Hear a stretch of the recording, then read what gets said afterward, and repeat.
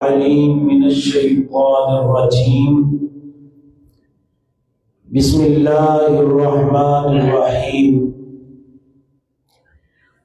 والسماء ذات البروج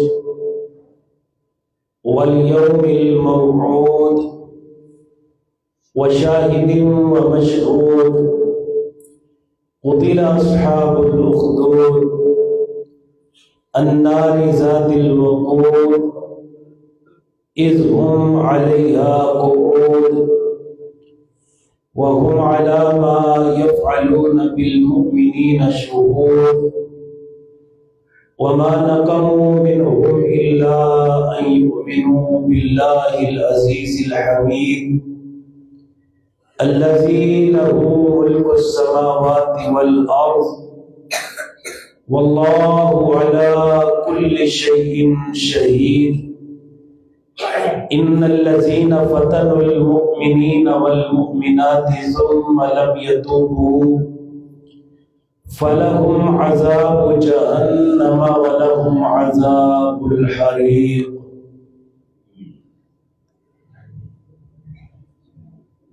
معزز سامعین حضرات، آج کے خطبہ جمعۃ المبارک میں خطبہ مسنونہ کے بعد 30ویں پارے کی ایک سورت جس کا نام سورۃ البروج ہے، اس کی ابتدائی 10 آیات کی تلاوت کی گئی۔ اس سورہ مبارکہ میں اللہ تعالی نے ایک واقعہ بیان کیا ہے، اور اس واقعے میں ہمارے لیے بہت ساری نصیحتیں بھی ہیں اور عبرتیں بھی ہیں۔ اور اس واقعے کو بیان کرنے سے پہلے اللہ تعالیٰ نے 4 قسمیں اٹھائی ہیں۔ وہ مالک ہے، اگر قسم نہ بھی اٹھائے۔ وَمَنْ أَصْدَقُ مِنَ اللَّهِ حَدِيثًا وَمَنْ أَصْدَقُ مِنَ اللَّهِ قِيلًا۔ اللہ تعالیٰ سے زیادہ پکی، پختہ، مضبوط بات اور کس کی ہو سکتی ہے؟ لیکن جب کوئی بات کرنے سے پہلے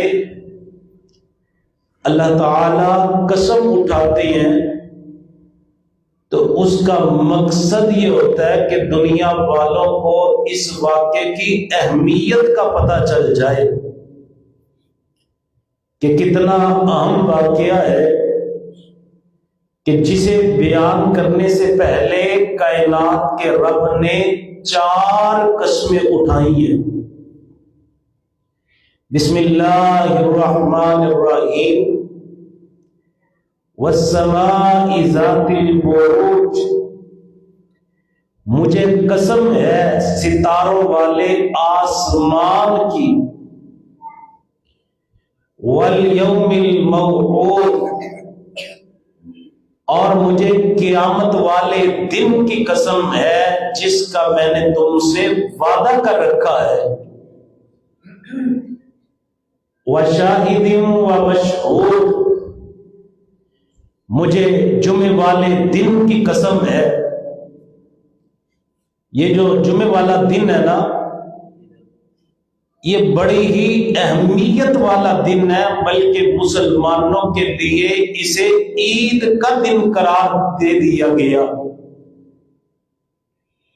اہل ایمان غسل کر کے، خوشبو لگا کے، نیا اچھا لباس پہن کر کے اللہ کے ذکر کے لیے، اللہ کی عبادت کے لیے اللہ کے گھر میں جمع ہوتے ہیں، خطبہ سنتے ہیں، نماز ادا کرتے ہیں، دعائیں کرتے ہیں۔ اس دن کی اہمیت کا اندازہ اس بات سے لگایا جا سکتا ہے کہ مالک قسم اٹھا رہے ہیں اس دن کی. فرمایا وہ مشہود، اور مجھے یوم عرفہ کی قسم، جس دن حاجی میدان عرفات میں جمع ہوتے ہیں، لبیک اللہم لبیک کی صدائیں لگاتے ہیں، اور آواز بھی ایک ہوتی ہے، لباس بھی ایک ہوتا ہے، انداز بھی ایک ہوتا ہے. اللہ تعالی میدان عرفات کی طرف دیکھتے ہیں، مالک فرشتوں کے سامنے سوال رکھتے ہیں، یہ میرے بندے کیا چاہتے ہیں؟ اللہ جہنم سے آزادی چاہتے ہیں، تیری جنت کا داخلہ چاہتے ہیں. مالک اعلان فرماتے ہیں کہ میرے فرشتوں گواہ ہو جاؤ، جو میدان عرفات میں آ گیا، جس نے حاضری لگوا لی اور میری توحید کی صدائیں بلند کر دی، میں نے اسے جہنم سے آزاد کر دیا ہے اور اپنا جنت اس کے نام الاٹ کر دیا ہے. اس دن کی قسم اٹھا کر کے آگے ایک واقعہ بیان ہوا. وہ واقعہ قرآن مجید میں صرف ان لوگوں کا ذکر کیا گیا، لیکن اس واقعے کی تفصیل جناب سیدنا محمد رسول اللہ صلی اللہ علیہ وآلہ وسلم نے بیان کی. اور قرآن پاک میں بے شمار ایسی چیزیں ہیں، ایسے معاملات ہیں جن کا حکم قرآن مجید میں ہے اور تفصیل نبی علیہ الصلوۃ والسلام کی حدیث میں ہے. اور جو لوگ حدیث کا انکار کرتے ہیں نا، کہتے ہیں جی ہمیں بس اللہ کا قرآن ہی کافی ہے، ان کے لیے ان واقعات میں، حضور کی حدیثوں میں بہت بڑا پیغام ہے کہ جیسے قرآن کے بغیر گزارا نہیں ہو سکتا، اسی طرح جناب سیدنا محمد رسول اللہ صلی اللہ علیہ وسلم کی حدیث کے بغیر بھی گزارا نہیں ہو سکتا. بے شمار مثالیں ہیں، لیکن ہم نے اپنے اس واقعے کی طرف جانا ہے. صرف ایک مثال لے لیجئے. قرآن پاک نے اعلان کیا، نماز ایسے پڑھو جس طرح تمہیں سکھائی گئی. اب قرآن پاک پورا کھول لے، نماز کا حکم ملے گا، طریقہ نہیں ملے گا. طریقہ ملے گا تو جناب سیدنا محمد رسول اللہ کی حدیث سے ملے گا. اللہ تعالی نے قرآن کے ذریعے کچھ باتیں بتا دی، کچھ حضور صلی اللہ علیہ وسلم کو وحی کر دی جو قرآن تو نہیں ہے لیکن حضور کی حدیث بن گئی. اور ایک بات اور یاد رکھیں، حضور صلی اللہ علیہ وسلم کو عادت نیند میں جو خواب آتی ہے نا، وہ بھی اسی طرح وحی ہوتی ہے جیسے اللہ تعالی کا قرآن وحی ہوتا ہے. نبی کا خواب بھی وحی ہوتا ہے.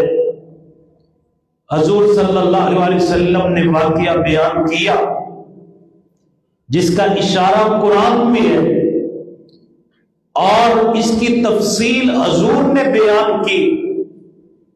قتل اصحاب الاخدود، فرمایا وہ جنہوں نے خندقیں کھودی اور کھود کر کے ان میں آگ جلا کر کے اہل اسلام کو اس میں ڈال کے قتل کیا، وہ سارے کے سارے ہلاک ہو گئے، برباد ہو گئے، اللہ کی لعنت پڑ گئی ان پر. وہ کون تھے؟ صحیح مسلم میں حدیث ہے، نبی رحمت جناب سیدنا محمد رسول اللہ صلی اللہ علیہ وآلہ وسلم نے واقعہ بیان کیا کہ ایک بادشاہ تھا ایک ملک کا،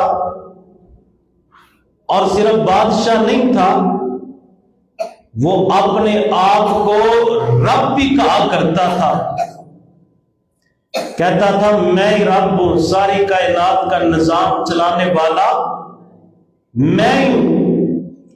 اور سب سے بڑا وہم یہی ہے اگر کسی انسان کو ہو جائے کہ وہ اپنے آپ کو رب سمجھنا شروع کر دے،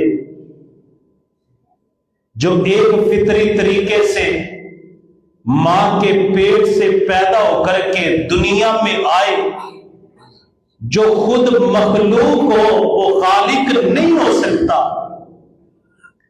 لیکن بڑے بڑے گزرے جنہوں نے رب ہونے کا دعویٰ کیا، لیکن ان کے دعوے کو بھی اللہ نے ذلیل کیا اور انہیں بھی اللہ نے دنیا میں عبرت کا نشان بنا دیا۔ نمرود کو دیکھ لیں، فرعون کو دیکھ لیں، بلکہ فرعون کی لاش تو ابھی بھی مصر کے عجائب گھر میں عبرت کے طور پہ پڑی ہے۔ صبح شام اسے عذاب ہو رہا ہے اور ہمارے سامنے وہ عبرت ہے، عبرت لوگوں کے سامنے یہ وہ پڑا جو اپنے آپ کو رب کہا کرتا تھا۔ یہ بادشاہ بھی تھا اور اپنے آپ کو رب بھی کہا کرتا تھا، اور اس کے پاس ایک بہت بڑا جادوگر تھا جو جادو کے ذریعے اس کے ملک کو چلایا کرتا تھا۔ ظاہری بات ہے جب اس نے کہنا میں رب ہوں تو لوگوں نے کہنا کچھ کر کے دکھا، اور جب کچھ کر کے دکھانا ہو خود تو کر نہیں سکتا، وہ اس جادوگر کے ذریعے یہ ساری الٹی سیدھی حرکتیں کرتا تھا جسے دیکھ کے لوگ اسے رب کہا کرتے تھے۔ ایک مرتبہ یہ جادوگر جس کے جادو سے، جس کے ٹونوں سے اور جس کے پڑے ہوئے منتروں سے، جس کے چلوں سے یہ ملک چلتا تھا، وہ اس بادشاہ کے پاس آیا، آ کر کے کہنے لگا انی قد کبرت، میری عمر بڑی ہو چکی ہے، اور صرف عمر ہی بڑی نہیں ہوئی بلکہ مجھے یوں محسوس ہوتا ہے کہ اب تھوڑا ہی وقت باقی رہ گیا ہے، موت کا وقت بھی قریب آ چکا ہے۔ اس طرح کرو فَابْعَثْ إِلَيَّ غُلَامًا أُعَلِّمُهُ السِّحْرَ، مجھے ایک بچہ جو ذہین ہو، فطین ہو، جو بڑا عقل والا ہو، جو بڑا سمجھدار ہو، وہ آپ میرے پاس بھیج دیں، جو جادو ٹونا میرے پاس ہے وہ سارے کا سارا میں اس نوجوان کو سکھا دوں گا، اور میرے جانے کے بعد وہ آپ کا ملک، آپ کی سلطنت اور آپ کی ربوبیت کا جو دعویٰ ہے اسے ایسے ہی چلائے گا جیسے میں چلایا کرتا ہوں۔ اب اس بادشاہ نے کیا کیا؟ پورے ملک میں اعلان کر دیا جو بڑا ہی ٹیلنٹڈ بچہ، جو بڑا ہی ذہین فطین حکیم بچہ، اسے پورے ملک میں سے اس نے انتخاب کیا۔ انتخاب کرنے کے بعد اس جادوگر کے حوالے کر دیا، یہ وہ بچہ ہے جسے تو نے اپنا فن، اپنا جادو سکھانا، اور سیکھنے کے بعد یہ بچہ میرے کام آئے گا۔ اب یہ بچہ جادوگر کے پاس جاتا ہے، پتہ نہیں کتنی دیر گیا، سال، 2، 3، 4 سال، ایک لمبا عرصہ اس سے جادو سیکھتا رہا، لیکن جب یہ بچہ اس جادوگر کے پاس جاتا ہے تو رستے میں ایک ویرانہ ہے، اور اس ویرانے میں ایک جھونپڑی لگی ہوئی ہے، اور اس جھونپڑی میں ایک راہب ہے۔ حضرات یہ کوئی عام باتیں نہیں ہے، یہ وہ باتیں ہیں جو جناب سیدنا محمد الرسول اللہ صلی اللہ علیہ وسلم نے قرآن پاک کی سورۃ البروج کی تفسیر میں اپنے صحابہ کو سنائی اور ان کے ذریعے نصیحتیں اور عبرتیں حاصل کرنے کا حضور صلی اللہ علیہ وسلم نے اپنی امت کو حکم دیا۔ اس نے دیکھا اس خیمے میں ایک راہب رہتا ہے جو ہر وقت اللہ تعالی کی عبادت کرنے والا، تنہائی پہ۔ یہ بچہ پہلے تو اس کے پاس سے گزر جاتا تھا، ایک دن اس کے ذہن میں بات آئی کہ ذرا ان بزرگوں سے مل کر کے تو دیکھو، ذرا ان سے کبھی ملاقات ہونی چاہیے جن کے پاس سے میں گزر جاتا ہوں۔ یہ گئے ان کے پاس، جا کر کے تعارف ہوا، آپ کون ہیں؟ انہوں نے بتایا میں ایک اللہ کی عبادت کرنے والا۔ اللہ کا نام تو اس نے بچے نے پہلی بار سنا تھا۔ بیٹا تو کون ہے؟ کہا اس طرح جو بادشاہ ہے اس نے مجھے چن لیا، چن کر کے جادوگر کے پاس بھیج دیا، میں جاتا ہوں اس سے جا کر کے جادو سیکھتا ہوں، اور جادو کے بڑے بڑے کرتب وہ اس وقت میں ان کا ماہر بن چکا ہوں۔ جو اس کے پاس ہنر تھا وہ مجھے مل چکا ہے، جو اس کے پاس علم ہے وہ مجھ پہ منتقل ہو چکا ہے، تو میں جادوگر بن رہا ہوں۔ اب اس راہب نے کہا بیٹا یہ تو کس رستے پہ چل پڑا؟ یہ جادو کرنا یہ تو ویسے ہی غلط کام ہے۔ بیٹے یہ ذہن بنا لے، کوئی جادوگر نفع اور نقصان کا مالک نہیں، جو بھی کرتا ہے کائنات کا رب کرتا ہے، جو بھی ہوتا ہے اس اللہ کے حکم سے ہوتا ہے۔ اس نے اس عالم کی، اس راہب کی باتیں سنی۔ حدیث میں آتا ہے فَسَمِعَ مِنْ كَلَامِهِ فَعَجَبَهُ، جب اس نے اس کا کلام سنا تو اسے اللہ کی توحید پہ مبنی باتیں یہ بڑی پسند آئیں، کیونکہ یہ جو عقیدہ توحید ہے نا یہ فطرت والا عقیدہ ہے۔ کبھی کسی بچے کو آپ شرک کرتے بھی دیکھیں گے، کوئی بچہ بھی ہوگا اسے پوچھیں گے تیرا رب کہاں ہے، وہ آسمان کی طرف اشارہ کرے گا، لیکن جب بڑا ہو جائے گا یہی در در کی ٹھوکریں کھانے والا بن جائے گا، کبھی اس در جائے گا کبھی اس در جائے گا، کبھی در بدر جائے گا، بھٹکا رہے گا۔ یہ فطرت والا عقیدہ، اللہ کی توحید کی باتیں بچے نے سنی، فَعَجَبَهُ، اسے یہ بچے کو باتیں بڑی پسند آئی۔ اب یہ پتہ کیا کرتا ہے، اس راہب سے اللہ کی توحید سیکھتا ہے اور جادوگر کے پاس جا کر کے جادو سیکھتا ہے، لیکن اس کا جادو سیکھنے کو اتنا دل نہیں کرتا جتنی اسے اس راہب کی باتیں پیاری لگتی ہیں، بلکہ کافی دیر راہب کے پاس بیٹھا رہتا۔ جب لیٹ جاتا جادوگر پوچھتا بیٹا آج تو لیٹ کیوں آیا؟ کہتا گھر سے لیٹ ہو گیا۔ کبھی جادوگر سزا بھی دے دیتا، واپسی پہ پھر راہب کے پاس گھر جاتا، گھر والے پوچھتے لیٹ کیوں آیا؟ پھر کوئی نہ کوئی بہانہ، بعض اوقات گھر سے بھی سزا ملتی، لیکن اس بچے کو جادوگر کی بجائے اللہ کی توحید کی، اللہ کے دین کی، اللہ کی معرفت کی باتیں اتنی پسند آئی، اس کے سینے میں عقیدہ توحید ایسے پیوست ہو گئی کہ یہ بچہ ایک اللہ کی توحید کو ماننے والا بن گیا۔ اب جادوگر کے پاس جاتا ہے لیکن اسے اس کی باتیں اچھی نہیں لگتی، راہب کے پاس آتا ہے، دین سیکھتا ہے، اسے اس کی باتیں بڑی پیاری لگتی ہیں۔ بہرحال اسی طرح وقت گزرتا گیا، پہلے راہب کے پاس جائے، پھر جادوگر کے پاس جائے، واپسی پہ پھر راہب کے پاس آئے۔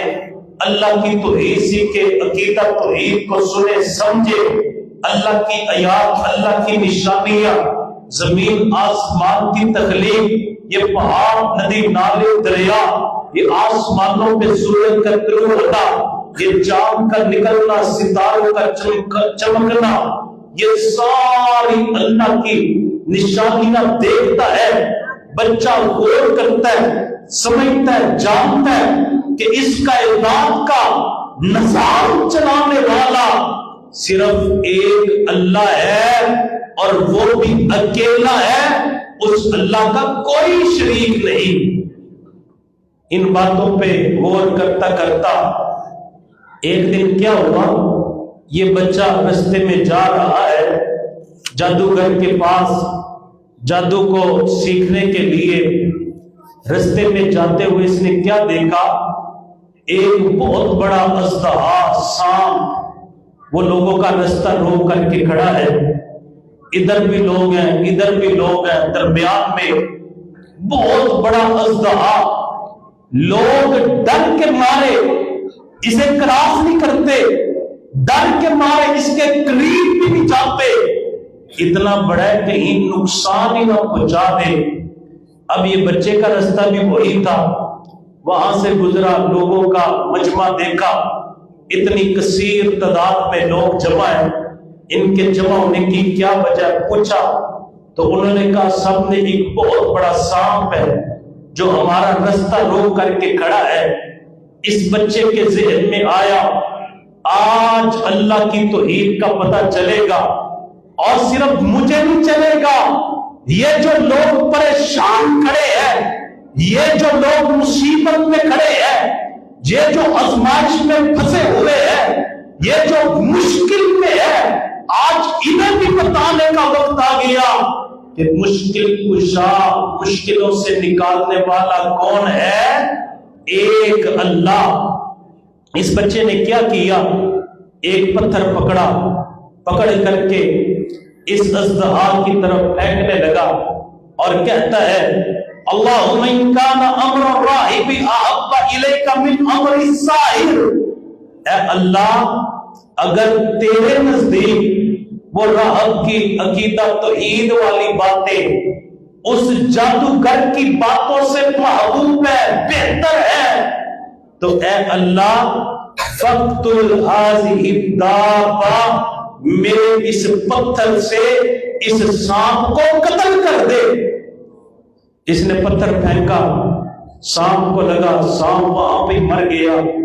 لوگ حیران کہ اتنے لوگوں سے زیادہ طاقتور، جس نے رستہ روک رکھا تھا، جس سے لوگ ڈر رہے تھے، وہ سانپ اس بچے نے ایک کلام پڑھ کے اللہم ان کان امر الراہب احب الیک، یہ الفاظ کہہ کے ایک پتھر پھینک کر کے اس نے قتل کر دیا۔ لوگ تو اس کے دیوانے ہو گئے کہ اتنی چھوٹی عمر میں اتنا بڑا کام۔ لوگ اس سے پوچھتے ہیں بیٹا تو کون ہے، کہاں کا رہنے والا ہے؟ یہ تو پریشان ہو گیا کہ اب بات کہیں کھلی نہ جائے۔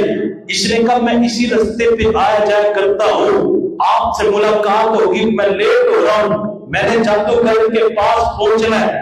وہاں پہ پہنچا، اگلے دن جب پھر اس رستے پہ آیا تو لوگوں کی ایک بہت بڑی تعداد اس بچے کا انتظار کر رہی تھی۔ اب لوگ اس کے پاس، بیٹا تم نے کل اتنا بڑا کام کر دیا، کوئی ہمارے چھوٹے چھوٹے کام بھی تو کر دے۔ آپ کو پتہ ہے کہ اللہ کی توحید سمجھاتے رہے، لوگوں کی سمجھ میں نہیں آتی، اور اگر کوئی بندہ کہہ دے کہ فلاں جگہ پہ ایک بالکل گائے کی چھوٹی سی بچی ہے، اس نے دودھ دینا شروع کر دیا، لوگ یہاں سے بسیں کروا کے، گاڑیاں کروا کے اس گائے کے بچے کی، اس گائے کی نسل کی زیارت کے لیے چلے جائیں گے۔ کوئی کہتا ہے جی یہاں سے چشمہ نکلا، اس کے پانی پینے سے شفا ہوتی ہے۔ لوگوں نے یہ نہیں دیکھنا یہ بات درست ہے یا غلط ہے، انہوں نے بوتلیں لے کے اور بڑے بڑے ڈرامر کین لے کے وہاں پہ پہنچ جانا ہے، یہ بھی سوچنا اس کائنات میں صرف ایک ہی برکت والا پانی ہے، اور وہ پانی وہ ہے جو اسماعیل علیہ السلام کی ایڑیوں کے رگڑنے سے نکلا، اور اس چشمے کا نام آب زمزم ہے۔ لوگ آب زمزم سے برکت حاصل نہیں کریں گے، کسی نے اگر توہم پرستی میں ڈال دیا وہاں پہ چلے جائیں گے۔ یہی وجہ ہے کہ آپ سندھ میں جائیں، سیمن کے جو دربار ہے اس کے نزدیک جو گندا گٹروں کا پانی ہے، لوگ اس میں نہا کر کے شفا طلب کرتے ہیں۔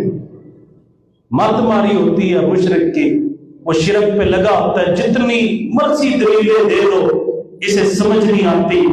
تو انہوں نے کہا بیٹا تو نے کل اتنا بڑا کام کر دیا۔ ایک بیمار نے کہا میں مدتوں سے بیمار ہوں، اشفینی مجھے شفا دے دے۔ جب اس بچے نے سنا کہ یہ مجھ سے شفا مانگ رہا ہے، اس نے کہا کیسی باتیں کرتا ہے، میں کل ہوتا ہوں شفا دینے والا، ما انا ان اشفی، میں شفا نہیں دے سکتا۔ اب بچے نے عقیدہ بیان کیا، کمال کر دیا، انما یشفی اللہ، سن لے بیماری بھی اللہ کی طرف سے آتی ہے، اور عقیدہ نوٹ کر لے شفا بھی صرف اور صرف میرا اللہ ہی عطا کرتا ہے۔ اس نے جب سنا اللہ، کہنے لگا کون اللہ؟ فرمایا میرا رب۔ کہا کون رب؟ رب تو وہ بادشاہ ہے۔ کہا یہی تو تجھے پتا نہیں، وہ بادشاہ رب نہیں ہے، رب تو وہ ہے جو بادشاہوں کا بھی بادشاہ ہے، اور وہ صرف اللہ ہے۔ اگر تو چاہتا ہے کہ تجھے شفا مل جائے، فَإِنْ أَنْتَ، اگر تو اس اللہ کے ساتھ ایمان لے آئے، اور ایک روایت میں آتا ہے انت وحید اللہ، اگر تو اس اللہ کی توحید کو مان لے تو کیا میں تجھے شفا دے دوں گا؟ یہ نہیں کہا دعوت اللہ، میں اللہ سے شفا کی دعا کروں گا، اللہ تجھے شفا عطا کر دے گا۔ اس نے کہا ٹھیک ہے، میں اللہ کی ذات پہ ایمان لایا، یہ ایمان لے کر کے آیا، اس نے دعا کی، اللہ نے اس بیمار کو شفا دی۔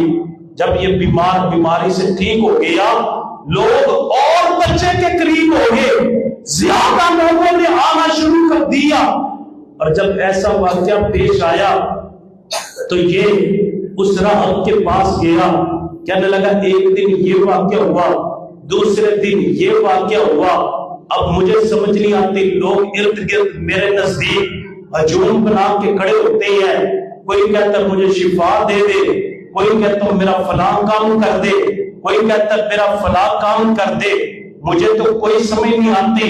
یہ راہب کہنے لگا اے بیٹے انت افضل منی، تیرے سینے میں جو عقیدہ توحید آیا ہے، تو نے جو اللہ کی توحید کو سمجھا ہے، تو نے جو توحید کی معرفت کو حاصل کر لیا ہے، اے بیٹے اللہ نے تجھ کو مجھ پہ بھی فضیلت دے دی ہے، لیکن بیٹے ایک بات سن، انک ستبتلا، تو آزمایا جائے گا۔ جو بھی اللہ کی توحید کا اعلان کرتا ہے نا، اس پہ بڑی بڑی آزمائشیں آتی ہیں۔ ایک بندہ سود خور بن جائے، معاشرے والے اسے کچھ نہیں کہتے، ایک بندہ چوریاں کرنے لگ پڑے، برا تو سمجھتے ہیں لیکن اسے مانتے نہیں ہیں، ایک بندہ ڈاکے مارنے شروع کر دے اور بندہ بااثر ہو، لوگ اس سے ڈرتے تو ہیں لیکن اس کے خلاف کٹے نہیں ہوتے، لیکن ایک بندہ اٹھ کے اللہ کی توحید کا اعلان کر دے، اپنے بھی بیگانے بن جاتے ہیں، بیگانے تو بیگانے ہوتے ہی ہیں، اپنے بھی بائیکاٹ کر دیتے ہیں، اور لوگ ایسی ایسی باتیں کرتے ہیں، وہ بیچارہ دل توڑ کر کے بیٹھ جاتا ہے کہ پتہ نہیں اس کا دل ٹوٹ جاتا ہے، پتہ نہیں معاشرے میں ہی وہ بندہ رہ گیا جس سے سب نفرت کرتے ہیں۔ فرمایا انک ستبتلا، بیٹے تجھے آزمایا جائے گا، لیکن ایک بات یاد رکھ، جب تجھے آزمایا جائے تو پھر تمہیں کیا کرنا؟ فلا تدعو الیہ، میرے بارے میں کسی کو بتانا۔ کہا ٹھیک ہے۔ یہ اگلے دن کیا بات چلتی چلتی پھیلتی، آپ کو پتہ ہے ایسی بات تو بہت جلد پھیل جاتی ہے۔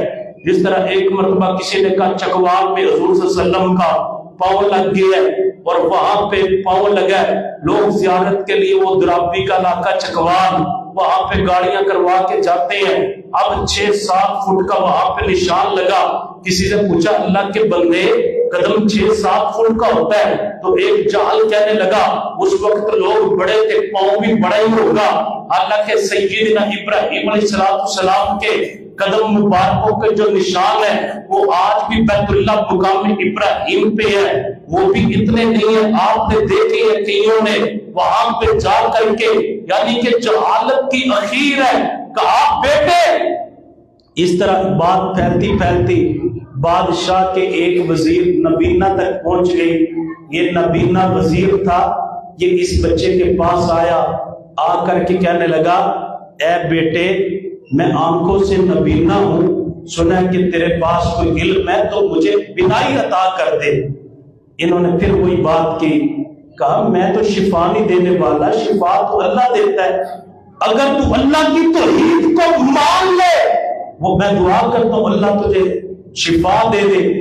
اس نے توحید کا درس شروع کیا، ایسا درس دیا، یہ نبینا وزیر، یہ بادشاہ کا خاص بندہ، اس نے جب توحید کی باتیں سنی، کہا بیٹا سن لے، مجھے شفا ملے نہ ملے، مجھے آنکھوں کی بینائی ملے نہ ملے، تو نے میرے سینے میں ایسا توحید کا سبق رکھ دیا ہے، اب میرا سر کٹ تو سکتا ہے لیکن اللہ کے علاوہ کسی غیر کے سامنے جھک نہیں سکتا۔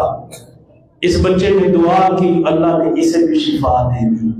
جب شفا ملی اگلے دن بادشاہ کے دربار پہ گیا، آنکھیں اس کی بالکل ٹھیک، کہا یہ تجھے شفا کس نے دی؟ کہا مجھے شفا میرے رب نے دی۔ کہا رب تو میں ہوں، تجھے شفا کس نے دی؟ کہا تو رب نہیں ہے، تو رب ہوتا تیرے سامنے میں نے ساری زندگی آنکھوں کی بینائی کے بغیر گزاری۔ رب تو وہ ہے جس سے دعا کی اللہ نے مجھے شفا عطا کر دی۔ اس نے کیا کیا؟ اس نے کہا کہ یہ تجھے سارا سبق کس نے دیا؟ مارا پیٹا اس نے اس بچے کا بتا دیا۔ اب بچے کو بلایا گیا، بچے کو مارا پیٹا سکھایا، تو میں نے تجھے جادو تھا تو عید سیکھ کے آ گیا۔ اسے مارا پیٹا اس بچے نے راہب کا بتا دیا۔ اب راہب کو بلایا گیا، بلا کر کے اس بچے کے سامنے اس راہب کے سر پہ آرا رکھ کے کہا ارجی علی دینی، اپنے دین کو چھوڑ دے، اپنے دین سے پیچھے ہٹ جا، ارجی علی دینی، اپنے دین سے باز آ جا۔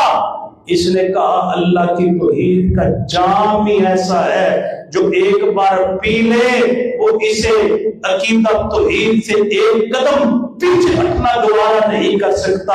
اس نے کہا آرا چلا دو، سب کے سامنے اس راہب کے 2 ٹوٹے کر دیے۔ اب وزیر سے پوچھا تیرا کیا پروگرام ہے؟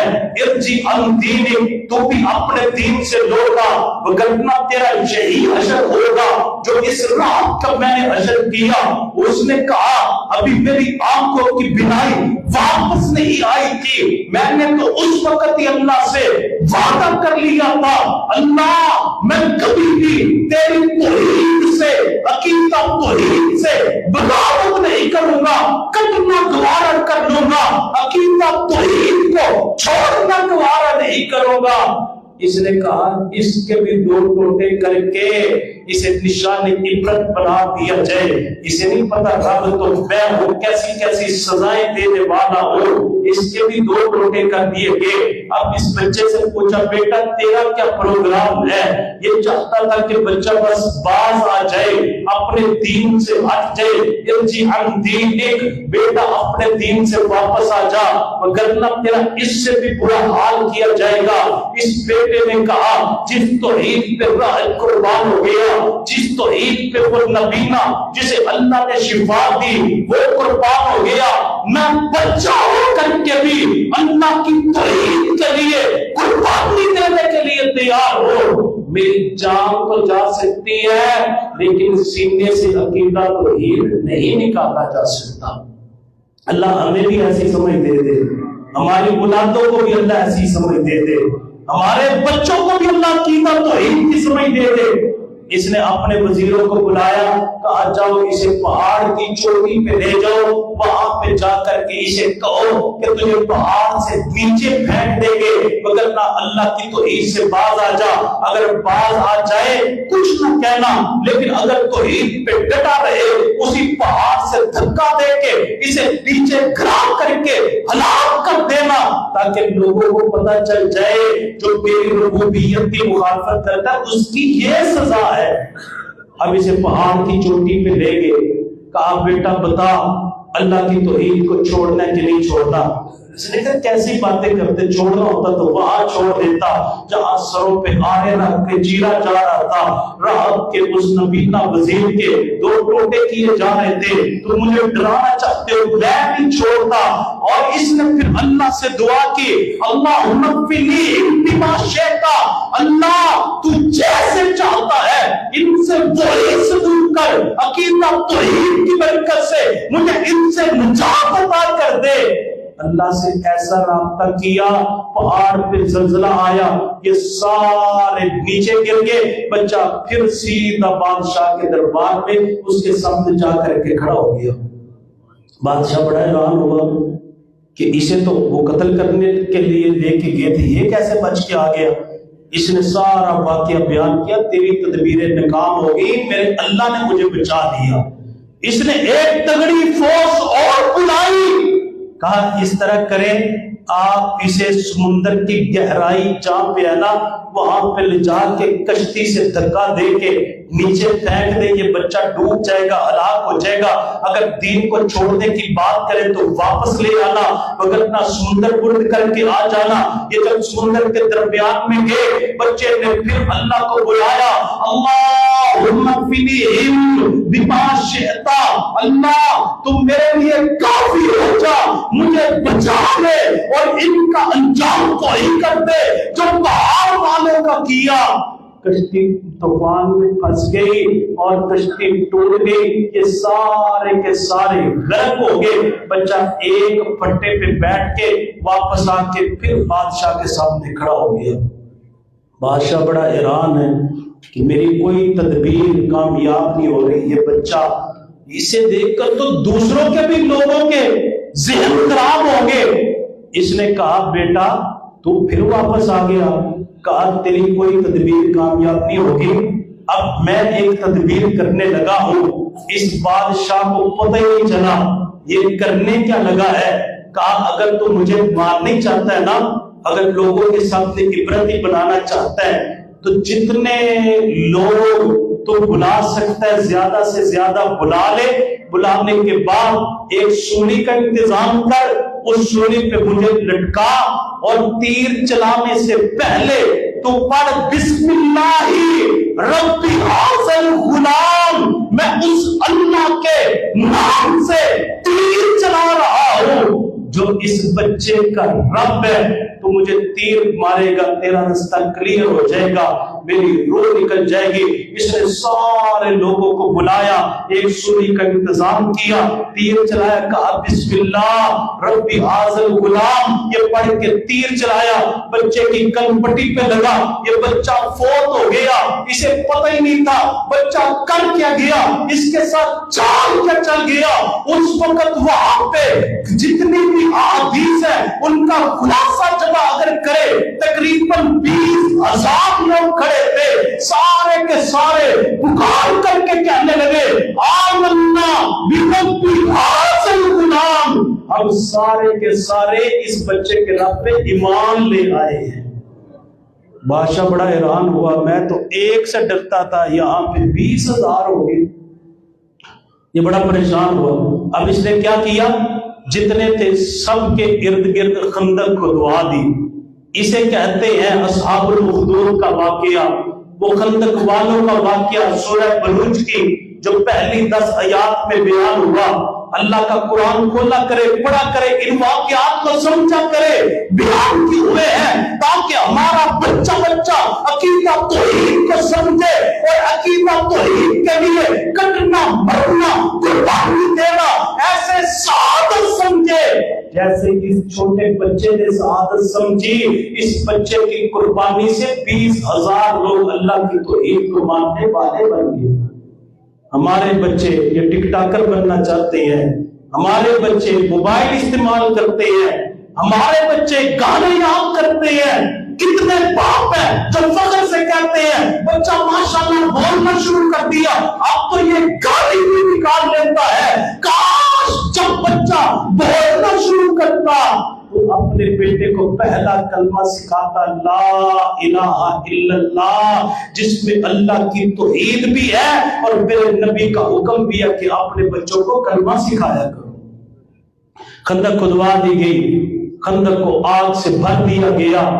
سب سے پہلے ان 20,000 میں سے ایک ماں کے سینے کے ساتھ ایک چھوٹا سا بچہ دودھ پیتا، اس کے سینے کے ساتھ لگا ہوا ہے، ماں کی چھاتی کے ساتھ۔ اس نے کہا سب سے پہلے اس بچے کو پکڑو۔ اس ظالم بادشاہ نے کہا اس بچے کو پکڑ کر کے اس دہکتی ہوئی، جلتی ہوئی، بھڑکتی ہوئی آگ میں پھینک دیا جائے۔ انہوں نے ماں کے سینے سے جب بچہ جدا کیا، اب نے تو توحید کا نام سن رکھا ہے، توحید کے لیے کٹنا، مرنا، اولاد کو قربان کرنا، مال کو قربان کرنا، جان کی قربانی دینا، اللہ کی قسم یہ بڑا ہی مشکل کام ہے۔ جب بچے کو سینے سے جدا کیا گیا، ماں کی چین نکلی، اللہ نے بچے کو بولنے کی طاقت دے دی۔ بچہ بول کر کے کہتا ہے یا امّا اصبری فإنکی علی الحق، امی ڈول نہ جانا، امی صبر کرنا، بیٹے کو قربان کر دینا، تو حق پہ ہے، یہ باطل پہ ہے۔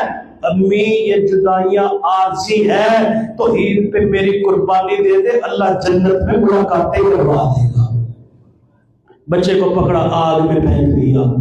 اب اس نے جتنے لوگ تھے نا، تفسیروں میں آتا ہے، حدیث میں آتا ہے، صحیح مسلم میں آتا ہے، سب کے سب اس خندق میں دہتی ہوئی آگ میں پھینک دیے۔ اس نے کہا کہ میں اس طرح کروں گا، انہیں ختم کر دوں گا، لیکن بھائیو عقیدہ توحید وہ عقیدہ ہے جو دبانے سے دبتا نہیں، مٹانے سے مٹتا نہیں۔ وہی بچہ جس نے قربانی دی، 20,000 لوگ اس کی قربانی سے ایمان لے کر کے آئے۔ حضرت عمر رضی اللہ تعالیٰ عنہ کے دور پہ حضرت عمر نے ایک فوج بھیجی نجران کے علاقے میں۔ وہاں پہ جب نجران کے علاقے میں وہ پھرے تو وہاں سے انہیں ایک میت نظر آئی جو چھوٹے بچے کی تھی، اس کی کن پٹی کے اوپر ہاتھ رکھا ہوا تھا۔ صحابہ کرام نے خط لکھا ہے امیر عمر اگر ہم ہاتھ ہٹاتے ہیں تو اس سے خون جاری ہوتا ہے، اور اگر ہم ہاتھ رکھ دیتے ہیں وہ رک جاتا ہے، اگر ہاتھ کو اس کی اپنی اصل حالت میں چھوڑ دیتے ہیں ہاتھ پھر اپنی جگہ پہ چلا جاتا ہے۔ حضرت عمر رضی اللہ تعالیٰ عنہ نے واپس خط لکھا اسے اس حالت پہ چھوڑ دو، یہ تو وہ بچہ ہے، اس بچے کی میت ہے جس کی کن پٹی پہ اللہ کی توحید کے لیے تیر چلایا گیا، اس میں قربانی دے دی اور یہ خون بہتا ہوا کل قیامت والے دن اللہ کے دربار میں گواہی دے گا۔ اللہ میرا بچپن میں خون بہا تو صرف اور صرف تیری توحید کے لیے بہ گیا۔ کتنی بڑی قربانی بھائیو اللہ کی توحید کے لیے۔ ہمیں تو کبھی کسی نے بٹا بھی نہیں مارا، اللہ کی توحید کے لیے ہمیں کسی نے تھپڑ بھی نہیں مارا، پھر بھی ہم کہتے ہیں دین پہ چلنا بڑا مشکل کام ہے۔ اور بھائیو مشکل نہیں ہے، آج ہمارے رب سے رشتہ کمزور پڑ چکا ہے۔ آخری بات اللہ تعالیٰ نے اس قرآن مجید میں جو بیان کی، فرمایا ان الذین فتنوا المؤمنین والمؤمنات ثم لم يتوبوا فلهم عذاب جہنم ولهم عذاب الحریق، جنہوں نے مسلمانوں کو، مومنوں کو، مومنات کو آگ میں پھینکا ان کے لیے عذاب جہنم ہے اور حریق جلا دینے والا سخت ترین عذاب ہے۔ فرمایا ثم لم يتوبوا، انہوں نے توبہ نہیں کی۔ حضرت حسن بصری رحمہ اللہ یہاں پہ ایک بڑی پیاری بات کہتے ہیں، کہا دیکھو اللہ کی رحمت کے کیا کہنے، انہوں نے 20,000 لوگوں کو جلا دیا۔ اللہ تعالیٰ فرماتے ہیں ثم لم يتوبوا، انہوں نے توبہ نہیں کی۔ اگر اتنے بڑے واقعے کے بعد بھی وہ اللہ سے توبہ کرتے تو اللہ انہیں بھی معاف کر دیتے۔ یہاں سے ہمیں سبق کیا ملتا ہے؟ 3 سبق ملتے ہیں۔ پہلا سبق کہ اپنی اولادوں کو دین سکھائیں، ایسا دین سکھائیں کہ وہ اللہ کی توحید پہ کٹ مرنے کو سعادت سمجھے۔ اور دوسرا سبق یہ ملتا ہے کہ اللہ کی توحید پہ استقامت اختیار کرے۔ اور تیسرا سبق یہ ملتا ہے کہ انہوں نے اتنا بڑا گناہ کیا، 20,000 لوگوں کو قتل کیا۔ مالک کہتے ہیں اگر توبہ کرتے میں نے انہیں بھی معاف کر دینا تھا، انہوں نے توبہ نہیں کی، اس لیے جہنم کا عذاب ہے۔ میرے بھائیوں، ہمارے گناہ بڑے چھوٹے ہیں، اللہ کی رحمت بڑی وسیع ہے۔ اس مالک سے سچی توبہ کرو۔ اگر مالک کے سامنے وہ لوگ توبہ کرتے جنہوں نے خندقوں میں آگ چلا کے مسلمانوں کو قتل کیا، اللہ انہیں بھی معاف کر دیتے۔ ہمارے گناہوں کو مالک کیوں نہیں معاف کریں گے؟ لیکن شرط یہ ہے ایسی توبہ جسے توبہ نصوحہ کہا جاتا ہے۔ اللہ ہمارے جتنے گناہ ہیں سب اپنی رحمت سے معاف فرما۔ آخر دعوانا الحمدللہ۔